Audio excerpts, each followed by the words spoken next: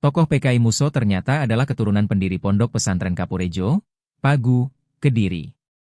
Muso adalah anak dari KH Hasan Muhi yang menikah dengan Nyai Juru. Putra seorang kiai dan berada di lingkungan pesantren sejak kecil. Tentu saja Muso kecil rajin nyantri. Cerita ini disampaikan oleh KH Muhammad Hamdan Ibik, pengasuh Ponpes Kapurejo, Pagu, Kediri. Menurut Gus Ibik, sapaan Hamdan Ibik, Muso selain masih keluarganya, juga pernah nyantri layaknya putra para kiai. Penuturan ini berdasarkan cerita dari para leluhurnya. Tidak disebutkan jelas di mana dia nyantri, tapi berdasarkan keterangan kakek buyut saya, Muso merupakan anak yang cerdas kala dia nyantri, kata Gus Ibik. Hingga sekarang, pihak keluarga meyakini bahwa apa yang dilakukan Muso dengan gerakannya itu lebih pada pilihan politik, bukan ideologis. Saya kira dia paham agama, apa yang dia lakukan semata untuk melawan Belanda, tambah Gus Ibik. Gus Ibik lantas mengajak Merdeka.com ke makam pendiri pesantren, KH Hasan Muhyo dan Nyai Juru. Makam keduanya berada di Kompleks Pondok Pesantren Kapurejo.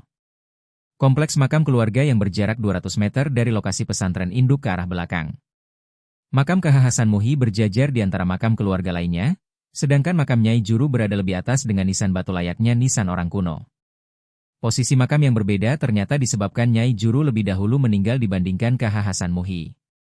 Sebab berdasarkan silsilah keluarga KH Hasan Muhi menikah sebanyak 3 kali. Dari makam kedua orang tua Muso. Selanjutnya, menuju Desa Jagung yang berjarak kurang lebih 4 km dari Ponpes Kapurejo dengan tujuan mencari rumah peninggalan orang tua Muso. Sebuah fakta mengejutkan, rumah di ujung desa tersebut sudah lenyap dan terganti dengan rumah-rumah baru sejak 5 tahun lalu. Sebab digambarkan sebelumnya rumah orang tua Muso rumah berbentuk rumah tradisional serotong atau dorogepak yang terbuat dari kayu jati. Di depan rumah Muso, ada pohon durian yang sangat besar, dan selalu berbuah lebat di setiap musim durian. Selain salah satu orang kaya dan terpandang, Nyai Juru selalu memberi perhatian kepada para tetangganya, salah satunya mengajak bermain ke rumahnya. Gambaran perjalanan Muso akhirnya diteruskan kepada sumber organik yang lain yakni Ustaz Nurudin, 85, warga Dusun Santren Desa Jagung Kecamatan Pagu Kabupaten Kediri.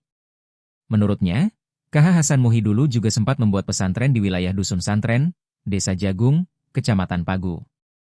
Pesantrennya hanya berbentuk langgar angkringan, musyalah bambu, tepatnya tahun berapa saya ndak paham, cuman bapak saya bilang tahun 1926 sudah ada.